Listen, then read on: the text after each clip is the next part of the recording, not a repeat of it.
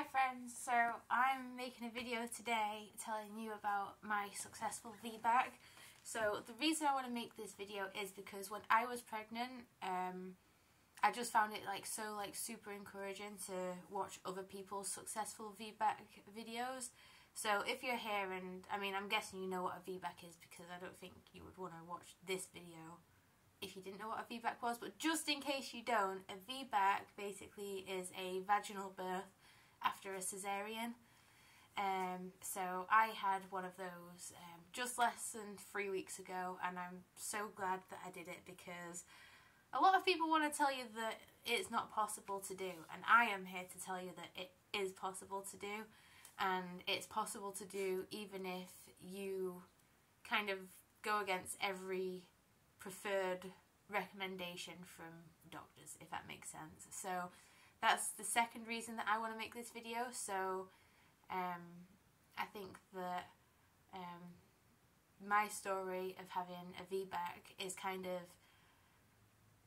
different than the regular VBAC. So I didn't have a really long space between getting pregnant from my first C-section with my second, well, sorry, there wasn't like a big gap in between, like I didn't have like a long time. I basically got pregnant like 4 months after I had my C-section, so it's not something that's recommended, but I did it and was fine.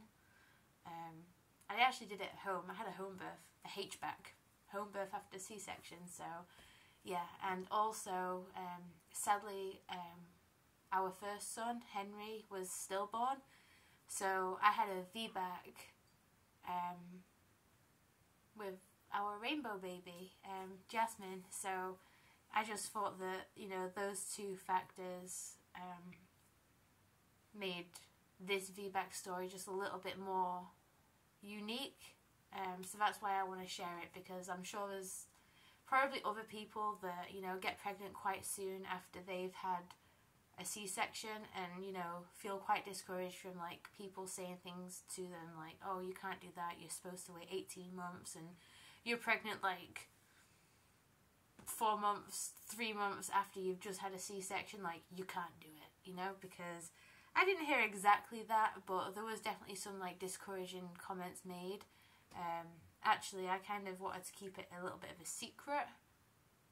Well, I say I wanted to keep it a secret. I basically told everyone I came, not everyone, but a lot of people I told that I was pregnant. But yeah, I wanted to be a little bit more reserved because I know that it's kind of like a controversial topic, especially here in America, because C-sections just seem to be how people, well, how a lot of people give birth here, you know? Like, I think the C-section rate is something like almost like 50% of births in America are a C-section, which is really, really high.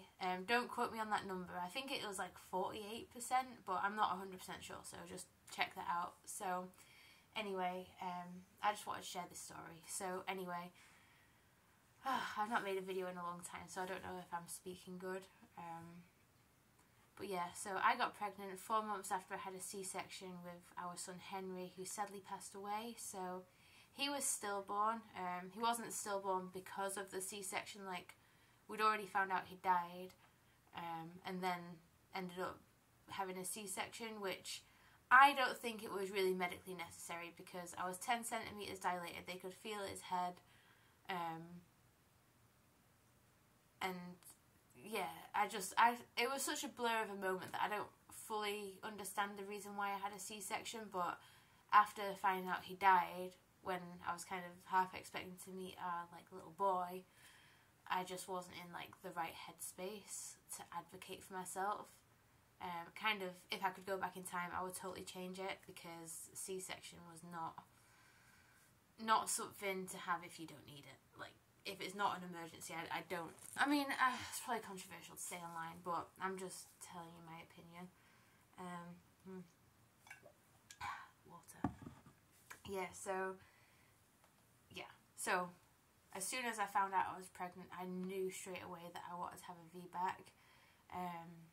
My like big desire was to have, like, give birth in a birth centre, like midwife run birth centre, but here in Ohio it's illegal for you to do a VBAC in a birth centre, so my options were like home or hospital.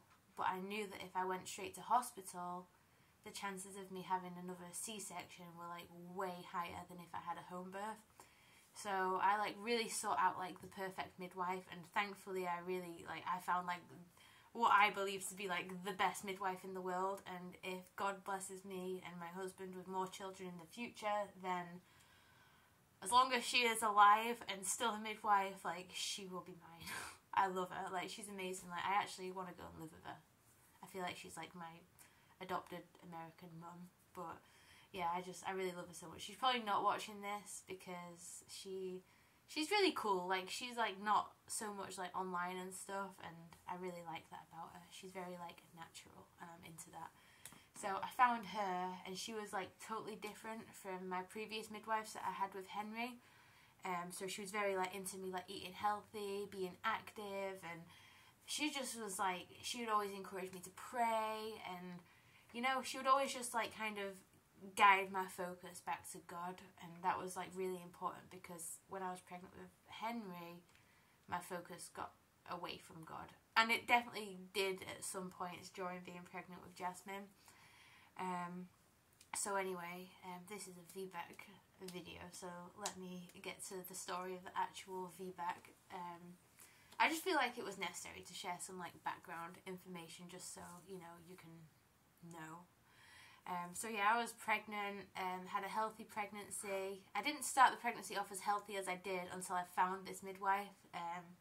I don't think I started having like care with her until maybe like, could be wrong, but I think I might have been about like 12 weeks pregnant when I like first started having care. So I was like basically in my second trimester by that point, but this time around I just didn't want to rush it, because I just wanted to make sure that like it was going to be like the perfect person. I didn't want to just like settle for anybody, you know. And that's one thing I'll say to anybody that wants to have a VBAC: make sure you've got like people that are supportive, because if you don't have supportive people, then it's not good, I don't think. So how do I transition from here to the actual birth? I guess I would just say I had a healthy pregnancy, things were good. I was a little bit more, I won't say stressy, but I was definitely more watchful of things after what happened with our son, because I was full term with Henry. So you know, I went into labour naturally and stuff. Well, actually, I don't know, I had some prodromal labour with Henry, and I had prodromal labour this time, but, like, I didn't go to hospital and, like, just have a C-section. Like, I was, like, in full-blown labour. I was 10 centimetres dilated. Those are, like, some reasons why I don't think it was medically necessary that I had a C-section, but that's in the past. It's not anymore, because I had my VBAC.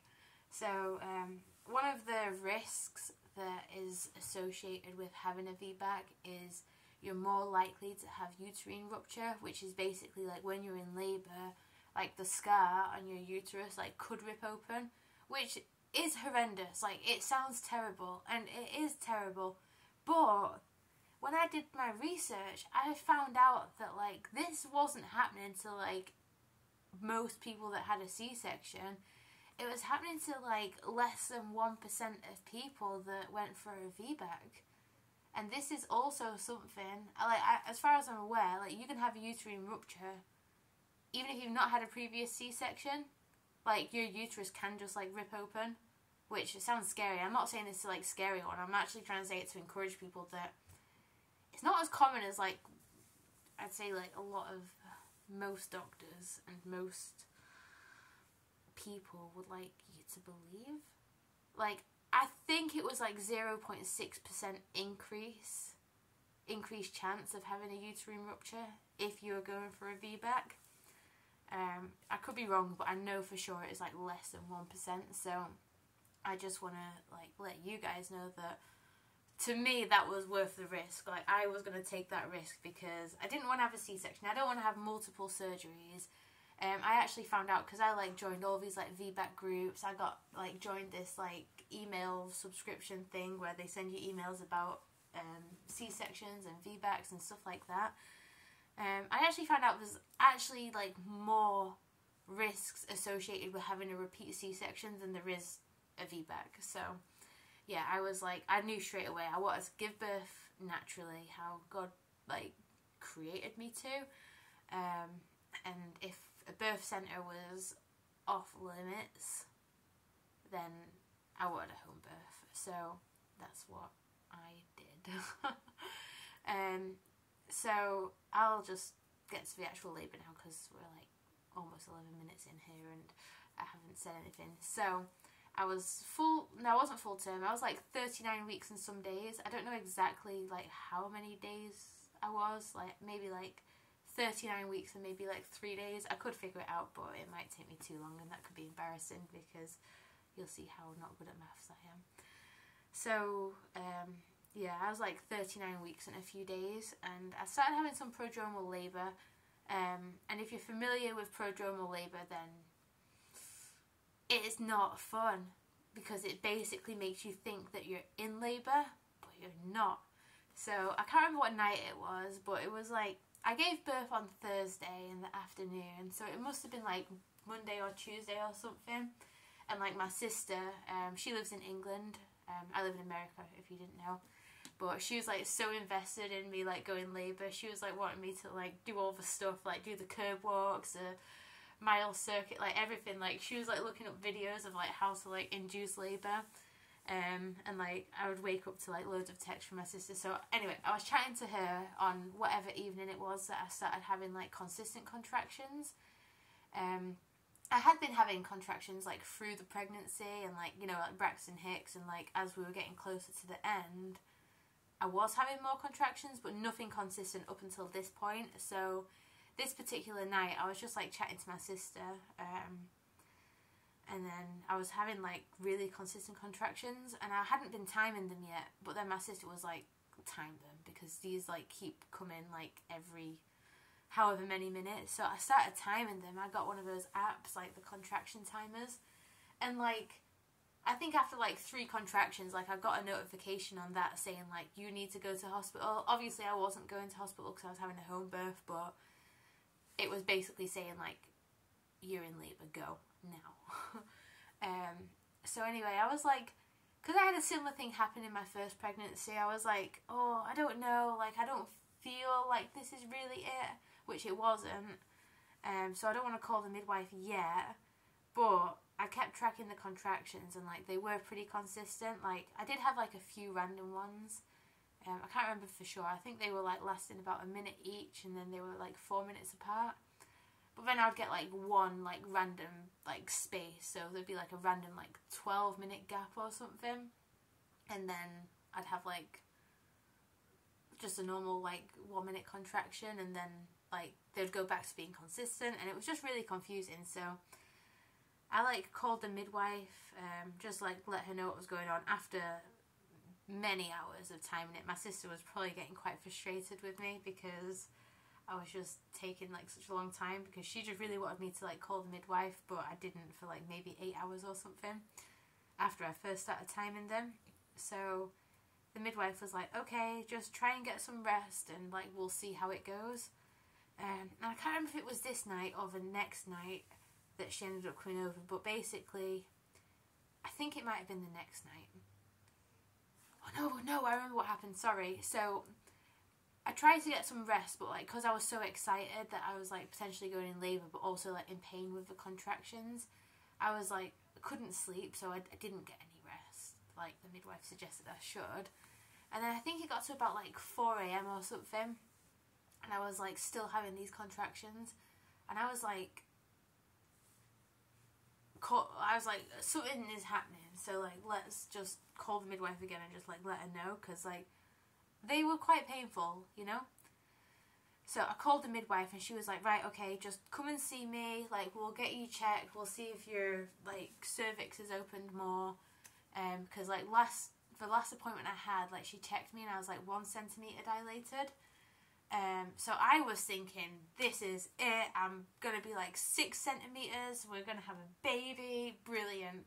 So I woke my husband up 4 a.m. He probably wasn't so pleased with me, but we had to do what we did. So we got in the car. Oh no, hang on, something else happened before this. So we were getting ready in the kitchen, and because we've got like 2 dogs, like we had to just make sure they'd like been outside, like been to the toilet, had some food to eat whilst we were gone. So we were taking care of them. And then I felt something, you know, down there. I won't go into too much detail, but I lost my mucus plug. And like, because our first son was stillborn, like, I don't want to say I had like PTSD, because I don't want to like claim that, but I was definitely like more easily shaken, I guess, in this pregnancy when something appeared wrong. So I lost my mucus plug, and I don't know if it's normal to have like bloody show at the same time, but I had like the mucus plug, and then there was blood, and then there was like brown bit, and I like freaked out because like our first son Henry had like a lot of meconium, and I don't know if that was associated with him like passing away, but I was just like freaked out. I was like, oh no. So I like called a midwife. I was like, I've lost my mucus plug, and like I must have been like pretty much all my mucus plug, because this thing was huge. So anyway, I called her and I sent her a picture, and she's so sweet. Like I sent her the picture like while she was on the phone, and she's like, she's got a really high pitched voice. She's like, oh, wonderful. She's like, that is so brilliant. That is a good sign that labour is progressing. Like, not to worry. Like, that looks really good. And I was like, oh. Because, like, as soon as I saw it, like, I started crying. I was like, God, no. I was like, please don't, like, let my baby die. I was like, please don't take my baby. And I was, like, crying in the kitchen. Like, instant, like, tears came. But midwife is so cool. She's like, wonderful. So as soon as she said that, I was like, okay, we're good. So anyway, we got in the car, and as we started driving, like, I was still having contractions. Like, I was fine in between them. Like, I felt like totally normal. But then, as we started driving, the sun started rising. And as the sun started rising, my contractions got less strong and more spaced out. And I was like, oh, no. I was like, we're going to the midwife. Like, we're wasting her time. We're wasting our time. Because, like, she lived quite far away, but, like, she was, like, the perfect midwife, so, like, it was worth the drive. So, anyway, I, like, already knew. I was like, this is prodromal labour, and I was so, like, disappointed inside. I wanted my contractions to come back. I wanted this to be it, but it wasn't. So, I went to see her. She checked me. I think I was, like, at a 1.5, and I was, like, I felt quite disappointed, to be honest. I was like, oh, I really wanted to, like, give birth now. But then she always just reminded me, like, not just in this like situation, but in like a lot of other things that had happened like during the prenatal care and stuff. She's like, it's God's timing, not yours. Like, she could come on your time, and she can come right now, but you know, she might not be fully ready. She might just need a little bit more time in there. And she always made me feel better. But you know, like when you just want to have your baby, I was like, oh, want her out. But I still don't fully understand the effaced thing. Like, I've had it explained to me like so many times, but I don't remember. So I was a lot more effaced than what I was on the previous check. And she's like, oh, you've made a lot of progression. Like, I hadn't dilated a lot more, but I'd become a lot more effaced. And like the baby, like Jasmine, she'd like dropped lower. She's like, oh, I can feel her head, no problem now.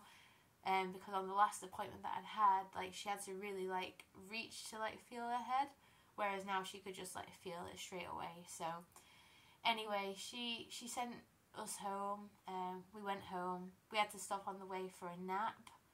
I didn't nap, because I was still having contractions. They just weren't as, like, regular, they weren't as, like, consistent. But then, like, I was getting a little bit impatient and, like, woke my husband up and was like, can we please just go home? Because I was tired as well. I hadn't slept, like, all night. So anyway, it just went about the day. I was still having contractions, but I was feeling quite upset. I was quite emotional, but I was also really tired. So anyway, I can't really remember what I did that day. But it got to the night again, and as the evening kicked in, as it started to get darker, contractions started to get more consistent again.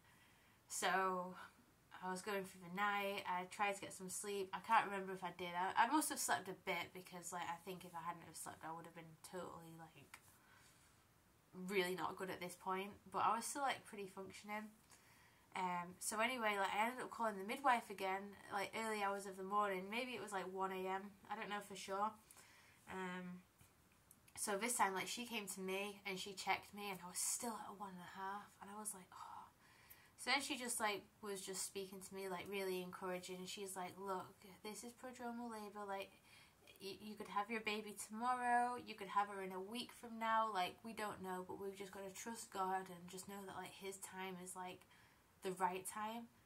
And like I totally agree with that. Like, that's advice that I would give to somebody else if they were in the same situation. But when you're in this situation, you're just like, I want to have my baby now.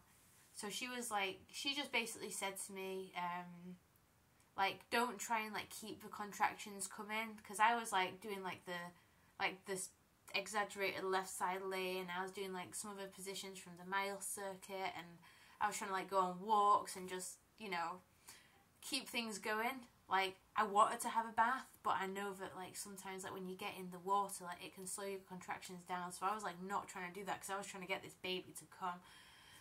But then after like she came to my house in the early hours, I was like, I've got to just surrender. And I was kind of disappointed to surrender, because I just really wanted to have my baby. But I just had to just leave it in God's hands, you know. I had to stop trying to control the situation. So I ended up just having a bath, which was actually really nice. I think I got like a good few hours sleep after that. And then I just woke up the next day and just really took her advice, and like I was still having contractions, but they're like spaced out again, and you know, all of that. So, oh, I actually know that this was the 1st of November, the next day that I woke up after the midwife came. And I know that because my WIC gets renewed on the 1st of every month. And me and my husband, like, we walked to the grocery store, which is like quite a decent sized walk, like there and back. So we walked there. Oh yeah, and the reason I know it's the 1st is because WIC got refreshed. So we went to the store to go and like get the WIC stuff. If you don't know what WIC is, it's basically a program in America for like pregnant people and people that have got children, and they just help you like get some food and stuff. So they give you like a card, and then you get like an allowance. So I get like 6 pounds of tofu for the month, get like, well, it's different but they give you like a grocery allowance basically. So anyway, we walked to get that, and like I was having contractions whilst we were walking there. I was having contractions in the store, I was having contractions on the way back, but I wasn't timing them. They didn't feel consistent, and I was still like taking my midwife's advice just to like surrender and just kind of like let go and just like let it be on God's time. So I was doing that. I mean, I was definitely noticing every contraction. I was like really like inside like hoping that they were doing something. So anyway, as the sun went down, like the contractions picked up again, but somehow I know for sure that that night I did get some sleep, and I know I got some sleep because I woke up at 4:30 in the morning from the contractions, because they were like really quite strong. So anyway, I was just having contractions at home, and they were strong, and like, you know, this, not a disclaimer, what's the word, spoiler alert, this was it.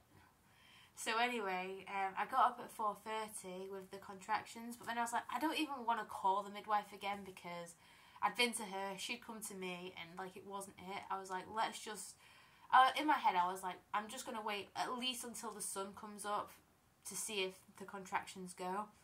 So I was just like doing like different positions. I have like one of those balls, you know, like the, I don't know, the bouncy labour balls, I don't know.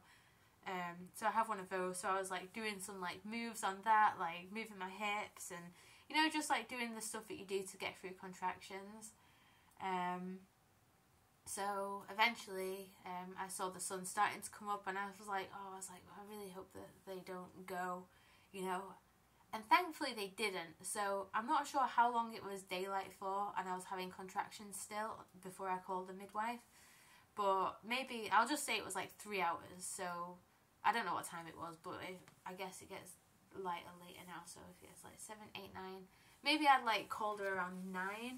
So she like had a busy day schedule because she also runs a birth center, so she had like appointments that day like back to back. So because the last few days I hadn't like progressed at all, she actually sent the doula to my house. So I don't think I mentioned this earlier in the video, but I actually had a doula. And if you don't know what a doula is, Google will give you a better explanation than me, but it's basically somebody to like help you, like, to, if you're having a hospital birth, they're just there to like advocate for you, so like unnecessary interventions don't get pushed on you and just things like that. And they're there for like emotional support. They also help you with like advice and like help you with like different positions and just helping to like ease the pain like through your contractions. And they're almost a midwife, they just don't do like the medical stuff. So anyway, so the midwife was like, right, I'm gonna get the doula to come to your house, and she's gonna just like assess what's going on and see if it's, you know, really labour, and then like we'll just keep in touch and we'll just go from like there and see what she says. So I think she arrived around like 10 AM or like 10:30, and like I couldn't even go and get the door to her because by this point my contractions were like seriously intense. So I just texted her. I was like, hey, can you just let yourself into my house because like I am in pain. So anyway, like my husband had just taken the dogs out because at this point I was like, I really think this is it. So anyway, he came back in. He's like, I think the doula's here. And I was like, wonderful, because I needed something, like, I needed help. I was not in a good headspace at this moment. I was just kind of like, I just wasn't good. I wasn't doing well. I was like, in my mind, I was like, I should just go to hospital and get an epidural and just, if they give me a C-section, whatever, just get this baby out. I was not in a good brain. Like, they were like my thoughts at that point, but when she got here, like, it just made the world of difference. So she arrived, I think she like walked through the door like mid-contraction. So like, because we'd spoken a lot over the phone and like over text, but like every time we tried to arrange to meet, like something came up. So this was like the first time I met this woman like face to face. Like I already knew that like she was basically like meant to be my doula. So if that sounds strange, then like we did have like a good connection, and I just really got along with her and stuff. So yeah, first time I met this lady face to face, I was like, hi. Like really just like struggling through a contraction. Let me just check Jazzy a sec, 1 minute. Okay, she's having like a long nap, which is wonderful, because she's just been like really awake all morning. Oh no, did I wake her up? Anyway, so what was I saying? Yeah, so she came through like the door and I was just like, hi. But I was like really tense before she arrived, so I was like tense in my body, and that just doesn't make it good. You want to be like breathing and like like loose, you know, like loose helps. So she came in and she's like, we were chatting, well she was chatting, I wasn't doing much chatting apart from between contractions. I was doing a lot of chatting between the contractions. And then she started doing like different positions with me. So like she had me on like the sofa, like so my knees on the sofa, and like I was bent over like with my like body on the floor, and like she was rubbing my back like during the contractions, and that like really helped a lot. And then we were doing like some other like different positions. I can't really remember. But then there was one thing she did, and it has a name. I can't remember what it's called, but if I remember before I post this video, I will write the name of this move, this action, I don't know what the word is, this thing she did. I'll write the name of it in the description if I remember what it is. So anyway, like basically she stood behind me, like I did like kind of like a little bit of a squat, not like a full squat, but like my knees were like loose, and she'd like lift my belly like during the contraction. I think she ever lifted it during the contract. No, I'm pretty sure she did. She like lifted my belly and then basically put it back down. But I think she was lifting it like whilst I was having the contraction. and then she like put it back down, and then like after she did that, then it just got like more intense. So anyway, like she was obviously in contact with my midwife, and like her daughter was here as well, so like her daughter's kind of like works as her assistant, and like they were just so cool. Like I really love them. Like if I ever have babies again, like I really hope I do. But like if God blesses me and my husband with more children, like that's my birth team. As long as they're alive and still doing that and obviously want to work with me, then I need them. Like I don't want anyone else to like be part of this, unless God sends somebody, obviously. But anyway, back to the birth of Jasmine.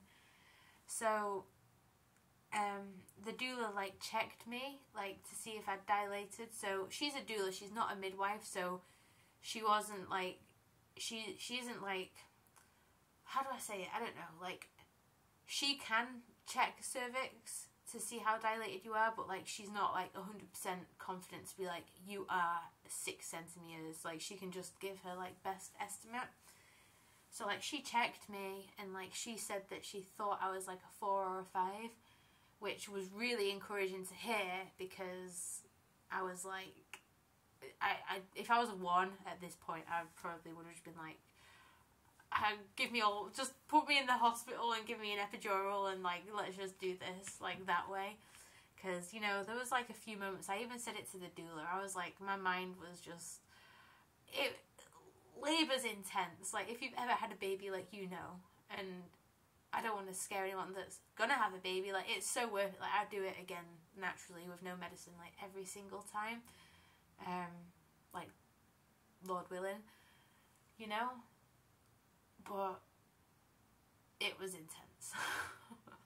So there was a few moments I said to them and like thought, I was like, maybe I should just go to hospital and get an epidural, even though I knew that's not what I wanted. Like I don't like the hospital setting, I don't like medicine, I don't like that stuff. But like in the heat of labour, or whatever you would say, in the intensity of labour, I just wasn't thinking right. But anyway, thankfully the doula was really encouraging. She's like, you can do this, like you've got this. And like her daughter was also really encouraging, and just really like, I was just so glad to have them. So anyway, the midwife, so the doula told my midwife that like she thought I was a 4 or a 5. So the midwife was like, right, she wanted to get me in the truck, because like the last few days, like I hadn't actually like progressed, and like I'd had her come out, and she had like a really busy like schedule that day. So she wanted to like me, well the doula and like my husband and then the doula's daughter, to basically take me and Jasmine the baby in my belly, that's not in my belly right now but she's just there, wanted to take me to like meet the midwife at the birth centre. At least this is what I think the plan was. It was like a lot like going on. And then she was going to check me, and then if I was that dilated, we were going to come back to my house and then give birth. And if I wasn't, then she was just going to have me come home and just try and like relax and just chill. So anyway, like I feel kind of bad for this now, but they got like the car packed up with like the birth kit, just in case like things really progressed on the way and we ended up having the baby in a truck. So anyway, like they packed up the car, they packed up the birth kit, they got me a change of clothes, like packed it all up, and then at the last minute I was like, I can't go on a drive. I cannot go on a drive. Like I can't do this right now. Like I just know that cars and labour are not good, because I had that experience when I was in labour with my first child. And yeah, cars, well, having these kind of contractions is just not a good combination at all. So I did feel kind of bad. Well, actually in the moment I didn't feel that bad, because I was just so like having the contractions and they were so intense that I was like, sorry, kind of. But now looking back, I'm like, I probably should have just said straight away like, no, we're not. Sorry, I heard a car. Yeah, I should have just been like, no, I can't go. Sorry, I got distracted. I just heard a car coming in. I was wondering if it was my husband coming home. If it is, he's probably going to walk through here and be like, why are you making a video of yourself? And I'll be like, I'm making a Vbac birth story. So anyway, what was I saying before I got distracted? Oh yeah, so like I just changed my mind and I was like, we have to stay here. So then anyway, like I think it was that point the midwife was like, okay, I need to go to her house. So I'm assuming that she cancelled her appointments and rescheduled them for another time. And then anyway, like she got here and like when I heard her voice, I was like, oh, I'm so glad that she's here. But I was like in labour. I was like, God, you know, like I was like doing that noise. If you ever watch birth videos and you hear like the women in labour, they're like, ooh, that was me. I was making those noises. I was like, ooh. That was what I was doing. I was making like deep noises like that. I've watched a lot of birth videos, so I was like, that's what I need to do. So she arrived, she checked me, and it was a 7.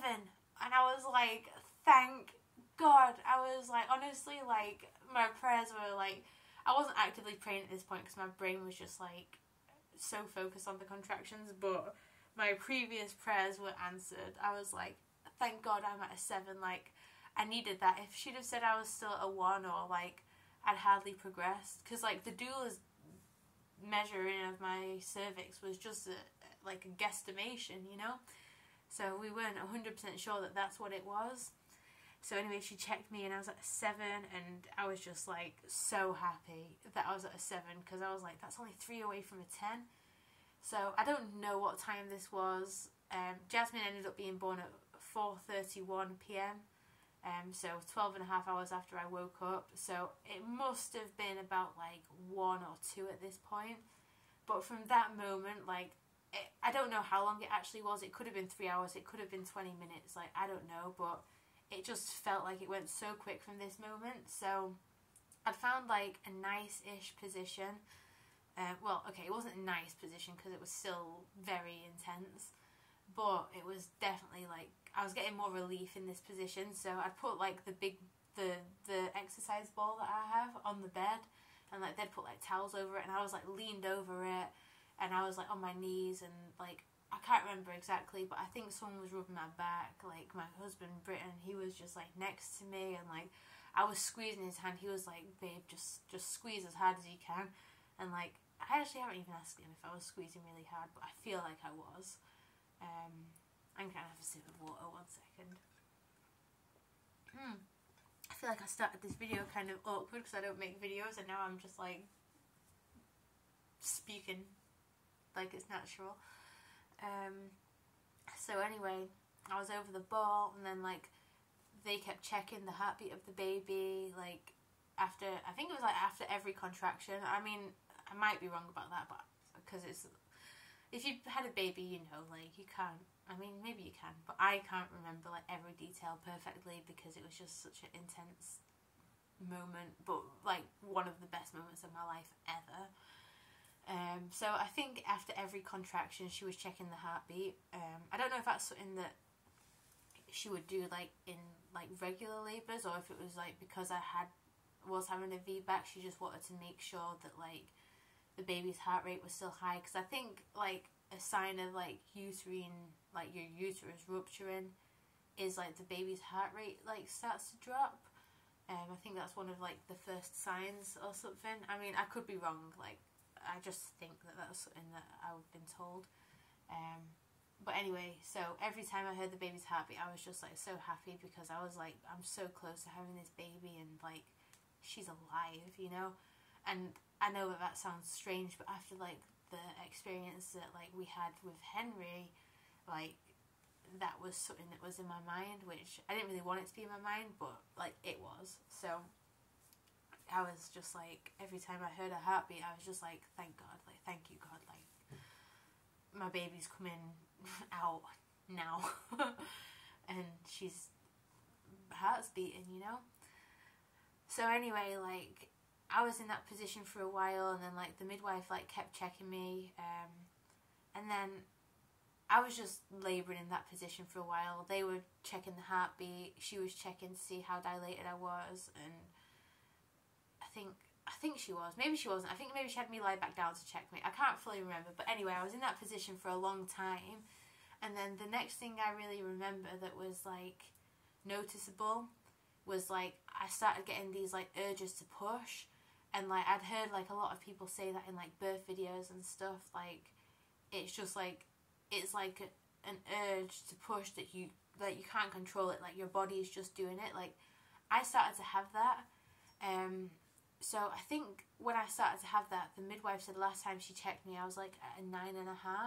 So she didn't want me to push yet, but like I couldn't not push. It was like such a strange thing, because like you'd imagine that you can stop yourself from pushing, but like that feeling, like I mean maybe you can, like maybe there's people that have like more control over their bodies than I do, but like what I was feeling, like I couldn't control that, like I couldn't stop that, you know, that was like intense. So like when I started to get that, like she checked me again and I was at 10, so she was like, okay, when you get those urges, like push. But she was basically saying like, because I was letting out a lot of noise, she was like, if you like hold your breath a bit, like you're going to get a better push and it's going to be better.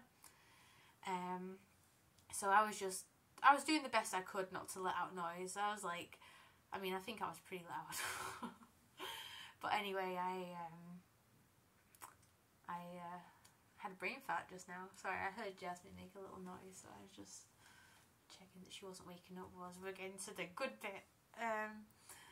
So I was like pushing, like when I was getting those urges, and it was just like, it was intense, but it was like almost like a relief of a feeling. Like I don't really know how to explain it, but it was like the pushing feeling was much nicer than the contractions. I was still having the contractions. I think they are like the contractions, but it was like the next level. Oh, little Missy's waking up. Oh no, I want to get to the end. Sorry, please sleep a little more, my baby.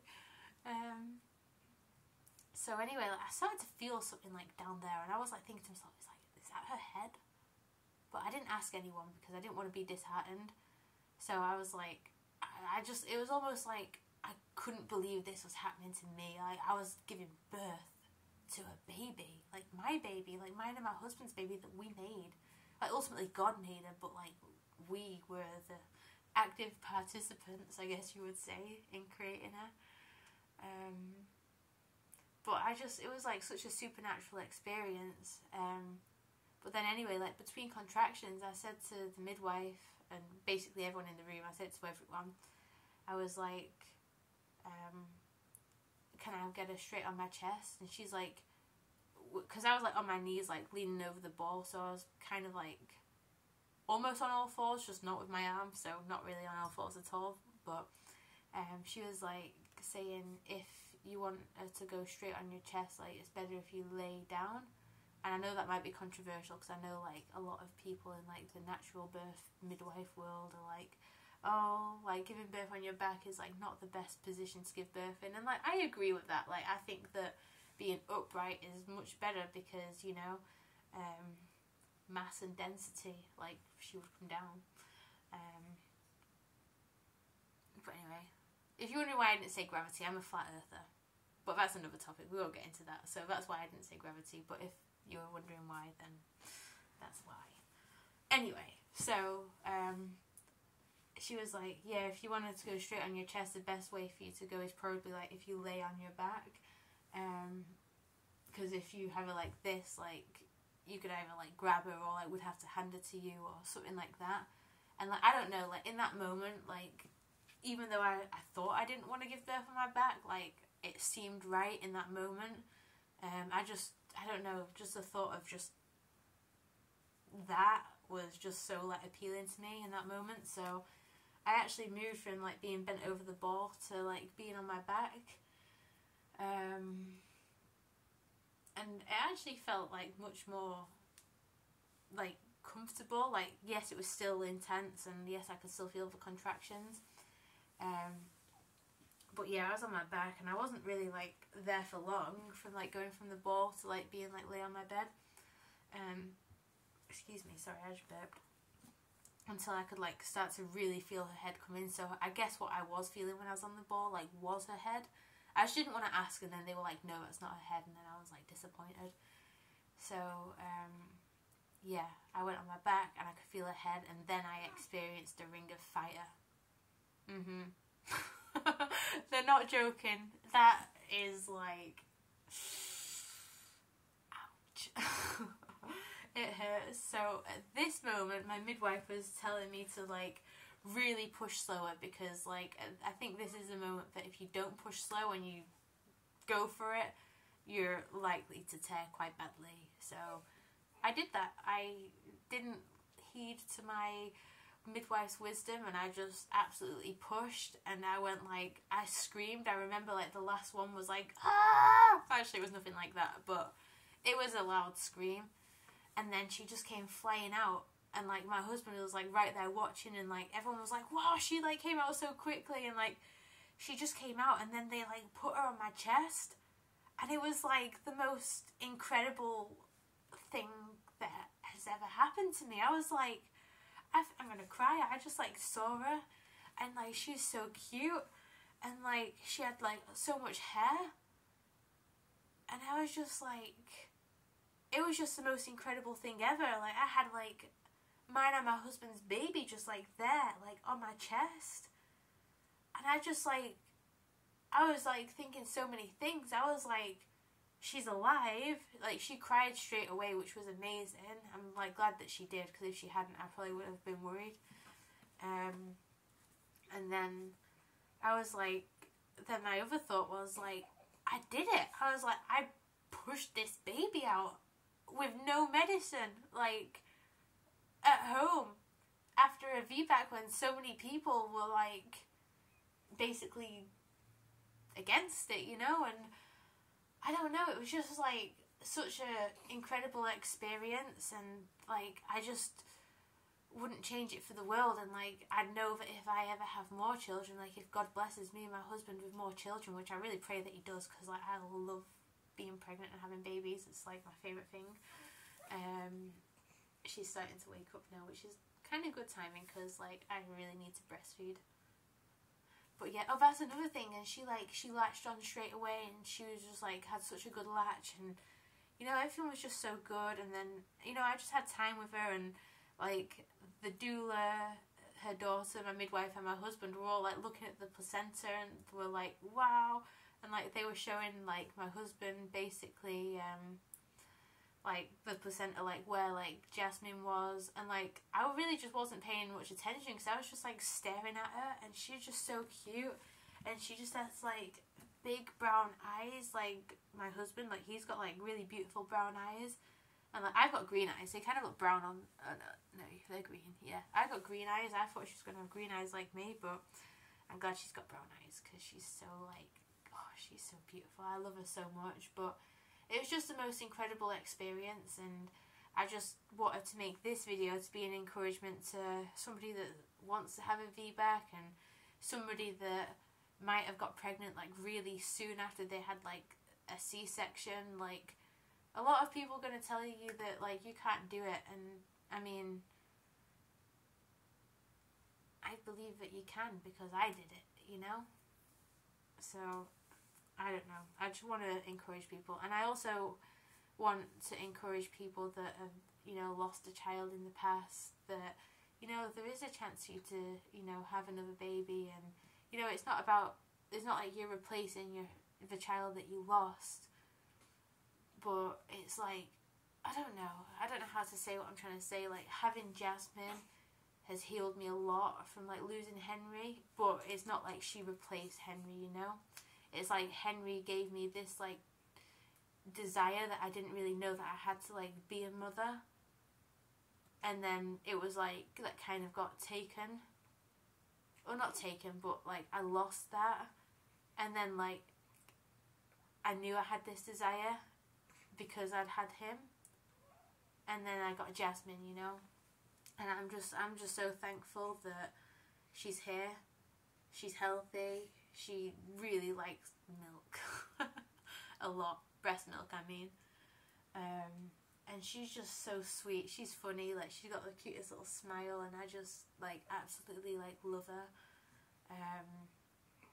And like I would post pictures of her online if I felt like it was a safe place, but I'm a conspiracy theory person. I believe most of them, and I believe that this AI stuff is probably bad.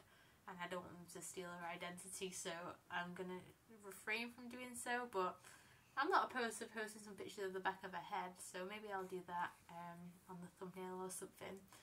But anyway, I'm going to wrap this up now because I realise this is almost 1 hour long. But I just want to pray that this was encouraging to somebody, and I hope that you enjoyed this video, and hopefully, prayerfully, if Father blesses us with more children in the future, that I'll have successful VBACs, because now I know I can do it, and if I can do it, you can do it, because I don't have high pain tolerance, or yeah, you got this. But anyway, I really just thank you for listening to me for almost an hour talking about this. I'm just so thankful. I am. Anyway, I'm going to wrap it up because I'll just be talking for a while. So I hope you guys have a wonderful rest of your day.